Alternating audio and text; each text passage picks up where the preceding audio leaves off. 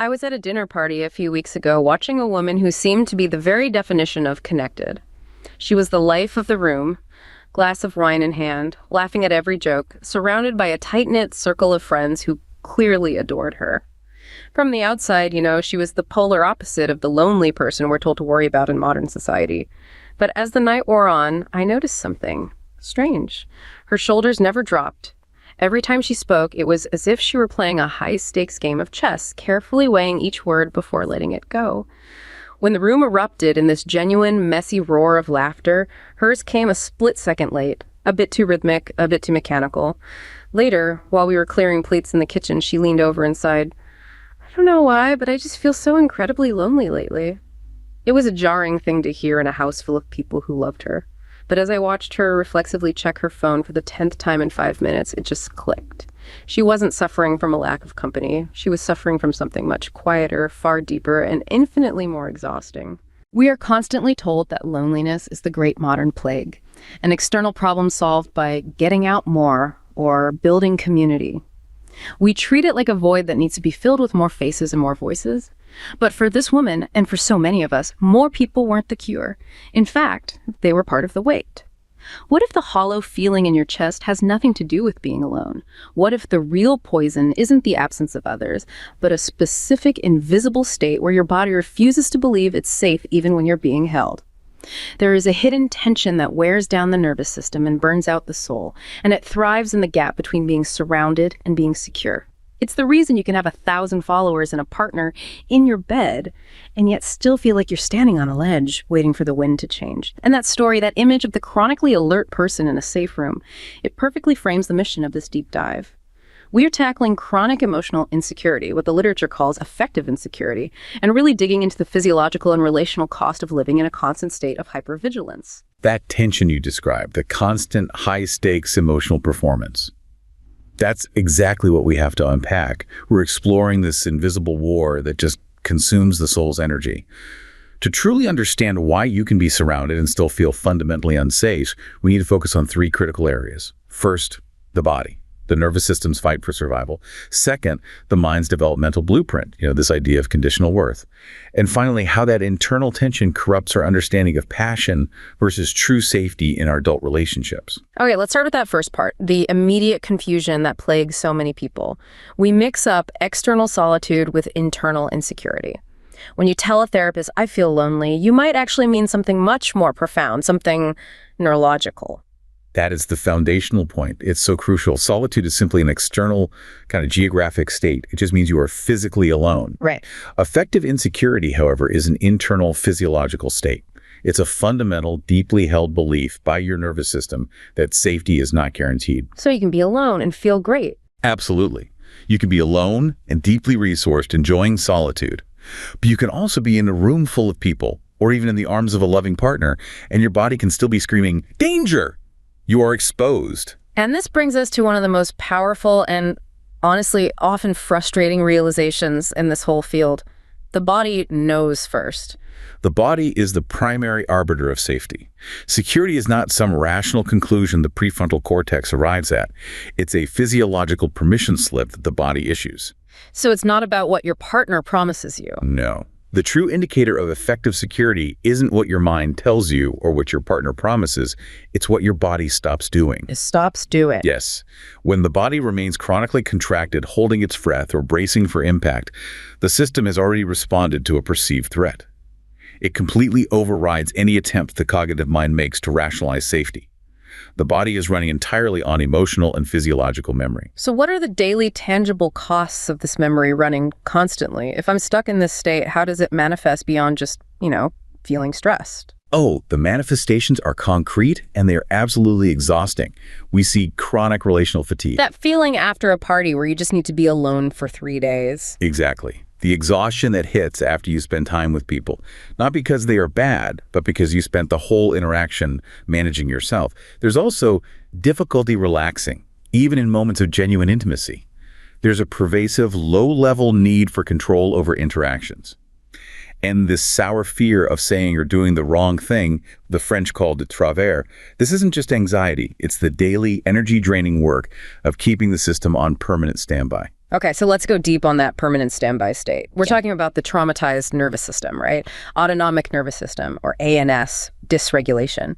For the listener who might hear the word trauma and think of these huge singular events, how should they conceptualize this deep wiring? We have to understand the ANS as the primitive neural network.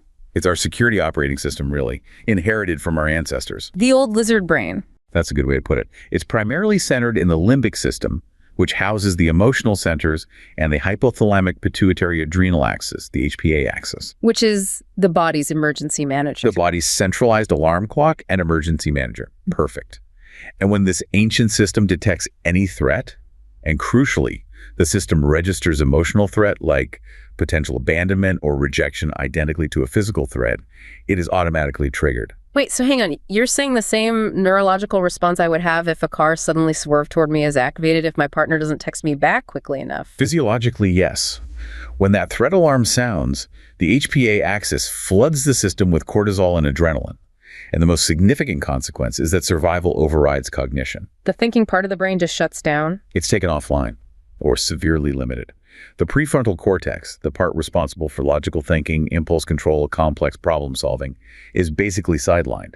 The brain dedicates almost all neural activity to the immediate need, escaping or fighting. Which explains why trying to force yourself to just think rationally during an emotional spiral or a panic attack is often completely useless. It is a fruitless endeavor. Your body has put the thinking brain on mute. You cannot use logic to calm an alarm bell when the brain has literally unplugged the logic center to save your life. And this is what triggers those 3 automatic survival responses. Fight or flight, which we've all heard of. Exactly. Most are familiar with fight or flight. This is the acutely activated or dysregulated high-energy state. And we see dramatic physiological signs here. Things like tissue constriction, muscle bracing, elevated heart rate and blood pressure, chronic physical complaints like tension headaches, irritable bowel syndrome, or just persistent digestive issues. And you mentioned a feedback loop that can trap people in this state. It's not just the brain sending signals down, the body is sending them back up. It's a vicious circle. It's often called the gut-brain axis, and it's largely mediated by the vagus nerve. This nerve is like the main highway connecting your gut and your brainstem. So my gut feeling is a real physical thing. It's very real. Think of your belly as a highly sensitive alarm system. When you feel relational fear, the system constricts. Your stomach tightens, your shoulders hike up. That physical constriction sends a signal back up the vagus nerve to the brain, confirming, yes, there is distress here, the environment is unsafe. The brain then signals back to the belly to constrict even more. Wow. It intensifies the fear through this persistent physiological cycle. Fear becomes permanently embodied. It literally traps the system in a state of high alert. And then there's the third response, the one that can often look like simple laziness or disconnection from the outside. Freeze. Yes, freeze is the most ancient, primal response to overwhelming, inescapable stress. When fighting or fleeing is not an option, think of being paralyzed by shock. The system engages a massive withdrawal. Exactly.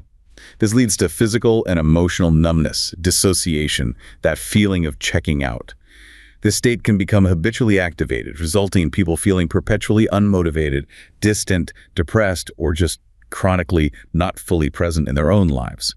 They are in a low-energy defensive shutdown. That fight, flight, freeze mechanism isn't just a theory. It's the daily reality for millions, and it's often mistaken for something else entirely, like professional drive.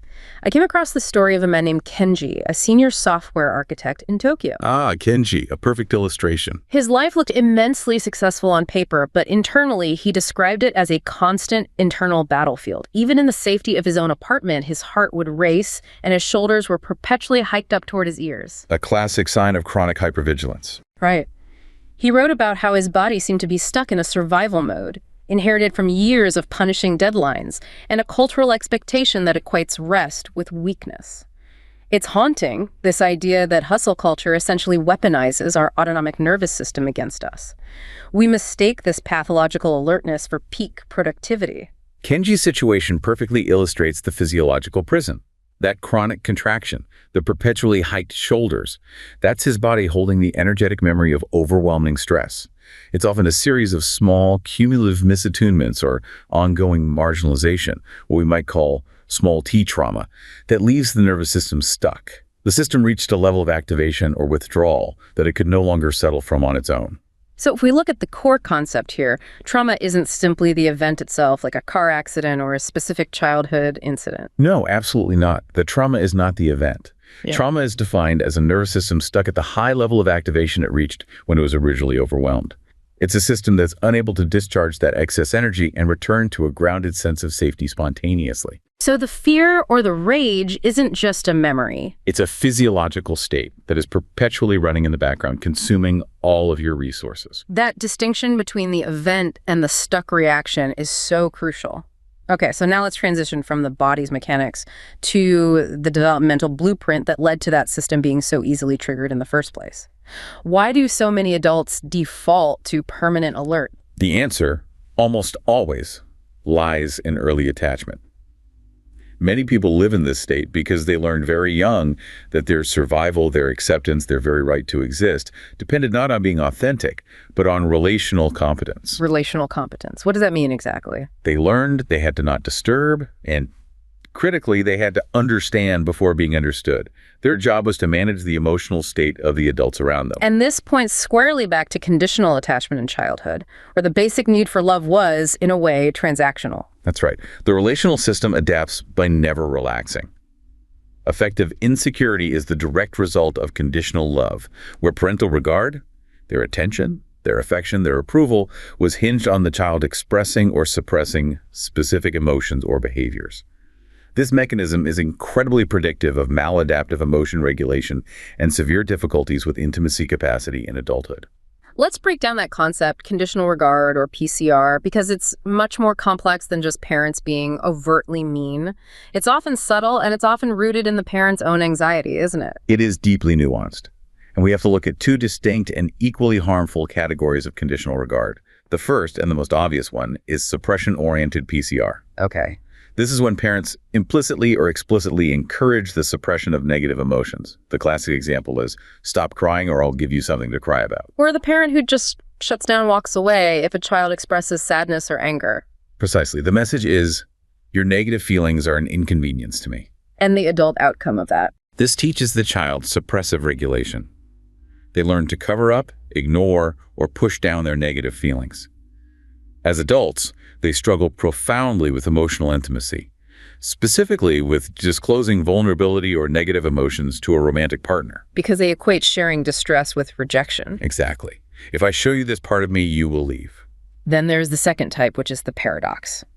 Conditional regard used to promote expression. This is where it gets really confusing. This is the expression-oriented PCR. This happens when parents pressure a child to talk about their feelings before they are ready, or when the parent's own comfort is conditional on the child sharing their distress immediately. So the parent might be emotionally distant, but then a crisis happens, and suddenly they demand intense, immediate sharing. Yes. The condition isn't be quiet. The condition is perform your vulnerability for my benefit right now. So you have to expose yourself on their terms. Exactly. And because emotions are so deeply personal, this pressure feels intrusive. While the parent often intends to connect, this type of conditional regard actually leads to emotional dysregulation in adulthood. How so? This person, often the one who seems too sensitive or overly emotional, feels constantly overwhelmed by their negative emotions. It interferes with their ability to function, to focus on tasks, and critically, it impacts their ability to stay calm and supportive when a partner is in distress. Their emotional system is highly activated but very poorly managed. So whether you were told to swallow your feelings or forced to spill them on command, if the love was conditional on a specific emotional response, the adult outcome is emotional instability. That's a painful realization. It is. The adaptive alternative, which bypasses both of those traps, is something called autonomy supportive parenting, or ASP. Autonomy supportive. Okay. ASP encourages what's known as integrative regulation. This is the capacity for a differentiated awareness of your emotional state. It's the inner freedom to explore those feelings without internal or external judgment, and then the intentional ability to regulate your behavior based on that awareness. So it's not about controlling the feeling, but choosing the action. That's it. This freedom to simply be with your emotions rather than perform them or suppress them is the strongest positive predictor of higher intimacy capacity later in life. And the result of that conditional programming, for those who didn't get that, is hyper-adaptation. You become an expert at sensing the relational ambiance, adjusting your tone, preemptively avoiding relational risk. We often admire these people, don't we? They seem so savvy. We do. They look intelligent, flexible, and often highly successful. But it is fundamentally a survival strategy. It is a body and mind that has never received the deep, silent proof that it can be welcomed as it is. Flaws, anger, sadness, and all. And that's the hidden exhaustion. That's the hidden exhaustion. The invisible weight of having to constantly manage your presence to maintain basic acceptance. This dynamic is laid bare in the story of Elena, the high-achieving lawyer in London. Elena's trajectory is a perfect and heartbreaking example of what happens when conditional love meets hyper-competitive professional structures. She grew up in a household where love was entirely conditional, hinged on excellence. When she succeeded, she was seen. When she struggled, she was ignored or punished. And now, as an adult, she views any sign of emotional need, any vulnerability, as a defect that guarantees rejection. A defect. That word is so telling. She confessed that her marriage felt like another platform to perform. She would rehearse conversations in her head meticulously to ensure she maintained a facade of composed perfection, even when dealing with real grief. Her story is chilling because it shows how deeply these performance-driven structures colonize the heart. They teach us to equate self-worth with achievement. She's treating her marriage like a case she has to win. Exactly. Elena's entire self-esteem relies on external recognition. When she rehearses, she is desperately trying to manage the external validation her nervous system craves, avoiding the crushing shame she fears if she lets her guard down. Her performance is her emotional base, and it's a false one. That makes the internal life so volatile. She swings wildly. When she gets recognition, she feels temporary relief. But when things aren't perfect, she just falls into this deep self-criticism. That fluctuation is a telltale sign of what's called introjected internalization. It's a shallow, conflicted type of internalization. She's internalized the demanding voice of her conditional childhood, and that internal critic is constantly valuing and devaluing every single action she takes. So the only way she feels temporary safety is through that composed perfection. Which demands the hiding of her true self. She has traded authenticity for temporary acceptance. A terrible bargain. And this intense need to feel something other than that deep-seated insecurity, it naturally pushes us toward high-intensity relationships. Which brings us to the next crucial confusion.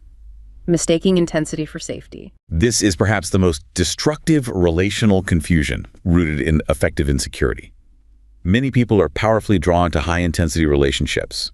The volatility, the uncertainty, the chase. The drama.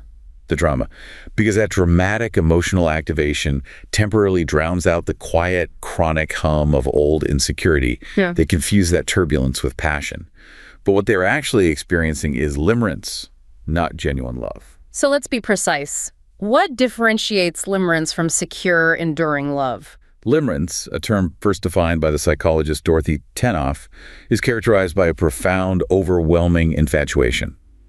The core trait is obsessive intrusive thinking about the object of affection. You can't get them out of your head. Cannot. And it involves an intense craving for reciprocation, dramatic emotional swings from debilitating despondency when the person is unavailable to extreme euphoria when they offer a fleeting sign of attention. It's also fueled by intense idealization. The limerent person overlooks all flaws, constructing a fantastical, perfect image of the other. And the fuel for this volatile state is always the same thing, isn't it? It's uncertainty. Yes. Limerence thrives on high stakes and uncertainty. It is transient, lasting weeks to maybe a few years, and it diminishes rapidly once the person becomes securely available, or the idealized illusion shatters. And it reinforces those old patterns. It does. It's typically marked by emotional dependency and often one-sided affection, reinforcing old patterns of self-worth hinging on external validation. It's the same game, different player. So if that's the wildfire, what is true, secure love? True love or secure attachment is the hearth. It's steady, calm, and predictable. It is grounded not in fantasy, but in trust, mutual respect, understanding, and crucially, the acceptance of flaws. It's not about perfection. Not at all. It nurtures consistency, stability, resilience, and growth over time. It provides an unwavering, steadfast foundation where both partners are reliable and mutually committed to reinforcing each other's security. And we can see this distinction reflected right in our biology. We are talking about a biological decoupling, where the body is literally reacting to different neurochemistry. That's the key physiological difference. Limerence is powerfully linked to the attraction system, and it's driven primarily by dopamine, The excitement hormone. the hormone of excitement, craving, and wanting. Dopamine pushes us to pursue the reward, regardless of the risk. Secure attachment, however, is linked to the stability hormones, centered around the hypothalamus and the activation of oxytocin, Bonding hormone. the hormone of bonding, calm, and reliable connection.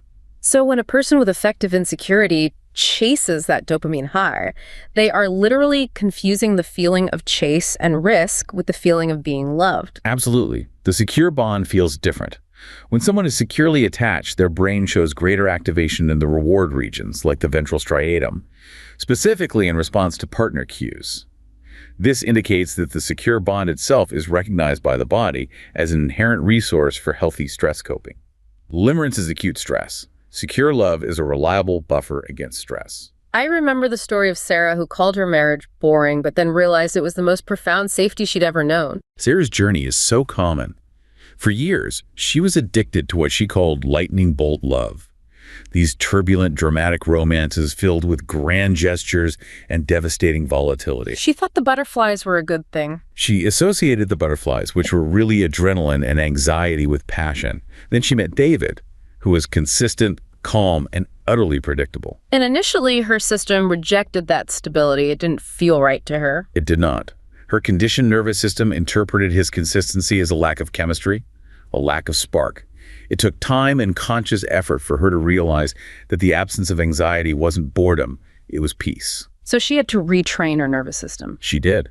She found that her nervous system, which was so accustomed to chaos, finally regulated itself in his presence. She wasn't waiting for a text or worrying about whether the relationship was over. She finally achieved somatic ease. She chose the hearth over the wildfire. It's a quiet, radical reminder that we often confuse psychological turbulence with romantic depth. The most profound luxury isn't the thrill, it's the security. Sustainable safety is the primary predictor of long-term satisfaction and nervous system health. The emotional economy shifts from high-stakes performance to reliable presence. And we can map this internal state, this attachment representation, onto specific emotional regulation strategies, even subconsciously. Let's look at the neural signatures of insecurity in relationships. Research clearly shows how our working model of attachment dictates how we manage emotional conflict.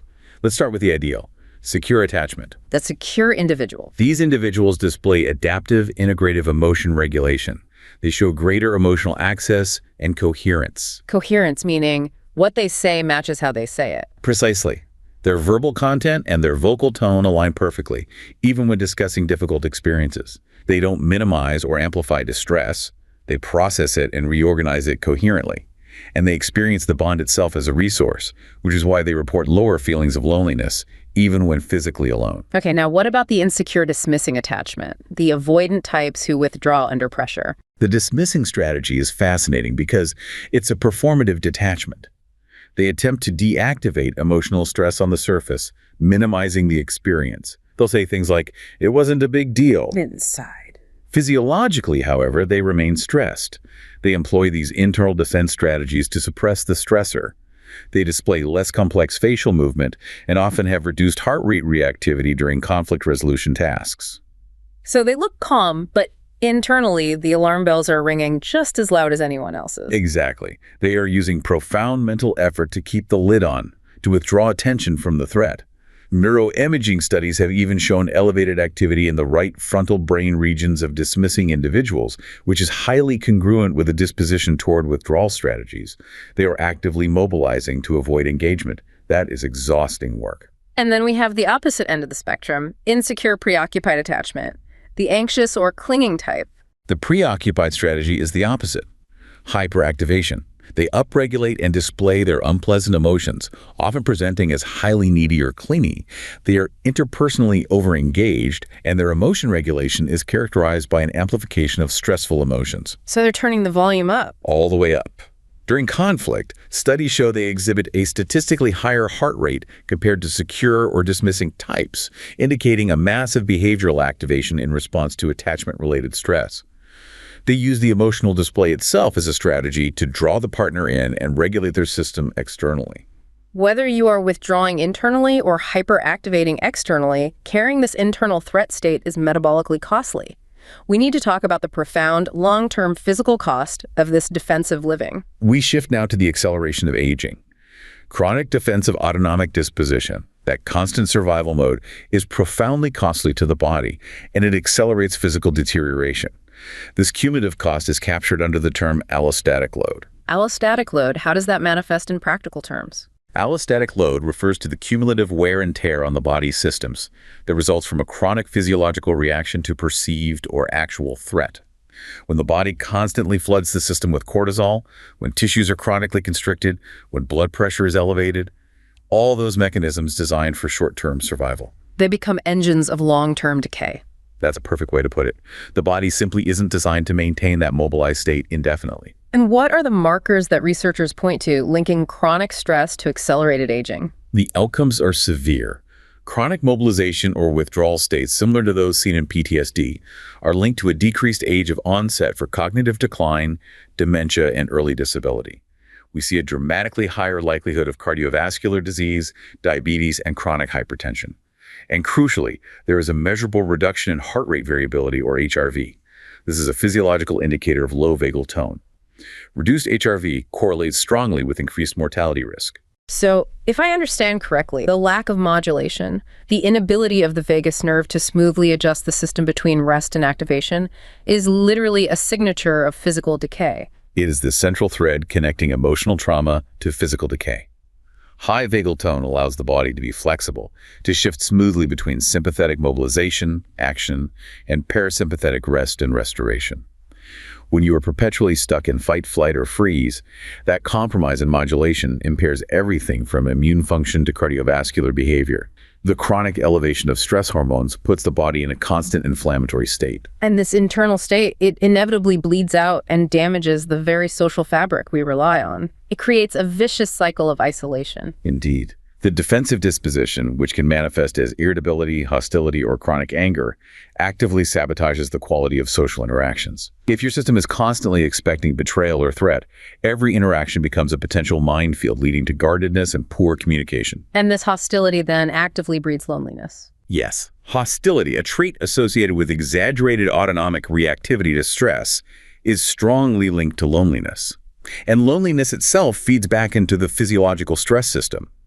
Research shows that loneliness predicts reduced physical activity and increased blood pressure. So you get this negative feedback loop.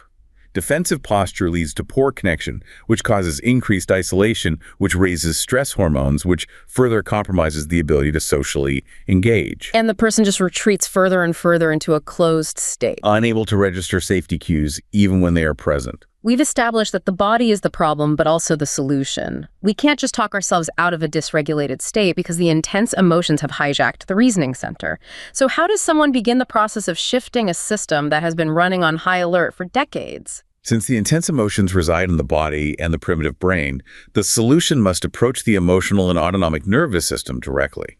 This is the core principle behind practices like somatic experiencing, or SE, developed by Dr. Peter Levine. Tell us more about somatic experiencing and how it addresses trauma resolution differently than traditional talk therapy. SE is designed to reverse emotional dysregulation and overwhelm permanently by working with the body's natural impulse to complete defensive responses that were previously interrupted or frozen. It starts with interoception. Interoception, that's the awareness of internal body signals, right? It's the disciplined awareness of internal body signals. We use the body's language to assess where the nervous system is stuck and what energy it still needs to discharge. So instead of talking about the constriction in your throat, you're invited to focus on the constriction itself. Exactly. The mechanism of healing involves a gentle, gradual process known as titration and discharge. We work with small, manageable bits of activation at a time. We're bringing the nervous system to a lower, non-reactive range and slowly dissolving the energetic mound of overwhelm it carries. You are allowing the body to complete the defensive, action-shaking, trembling warmth that it couldn't complete during the original overwhelm. So what are the fundamental practical tools someone can begin to use right now to achieve that grounding and awareness? The two primary basic tools are orienting and connecting to the felt sense. Orienting is about external engagement, and it's a crucial anchor. I invite you and anyone listening to try this right now. Slowly scan your physical surroundings with curiosity. Notice the colors, the textures of surfaces, the shapes of objects in the room. Listen to the distinct sounds, both near and far. Then sense the weight of your body, where you are supported, whether by a chair or the floor. And why does just scanning the room settle the system? By consciously engaging the senses to scan the environment, the nervous system shifts its focus from internal distress, the churning stomach, the racing heart, to external reality. It makes the prefrontal cortex more available for engagement. You are telling your primitive brain, the threat is not immediate, I can assess my environment, it's an immediate grounding mechanism. And the other tool, tapping the felt sense. This is internal awareness. It means inviting curiosity, not judgment, toward the physical signals the body is sending. If you feel tension in your neck or a clenching in your jaw, don't try to stop it or rationalize it. Instead, become curious. What is the exact size, temperature, shape, or vibration of that tension? By bringing a non-judgmental awareness directly to these sensations, the language of embodied emotions, the nervous system spontaneously begins to reverse the long-held patterns of contraction. You are simply observing until the system relaxes itself. The ultimate outcome sounds less like a dramatic cure and more like a return to a coherent baseline. It is coherence. When the body achieves internal harmony, it stops warning the brain of internal distress. The energy that was previously consumed by chaotic organization around survival is released. The brain can finally relax and focus on expansion, creation, and realizing human potential. Effective security is not a luxury. It is the minimal physiological condition required for inner stability and a life lived without permanent armor. It's rebuilt through repeated, reliable experiences of safety. Yes. The possibility of saying no without fear, the right to error without being punished, and the comfort of silence that doesn't demand performance. So we've dissected the constant tension of the hypervigilant soul, tracing it from the HPA axis to conditional attachment and the neurochemistry of passion. It all circles back to the core understanding that the security we seek is fundamentally a physiological experience. The shift we need to make is to stop trying to be naive and start being available to self, to others, and to life without that crushing weight of permanent armor. And we've seen that the most significant distinction in life is not between being alone and being surrounded, but between being surrounded and being secure.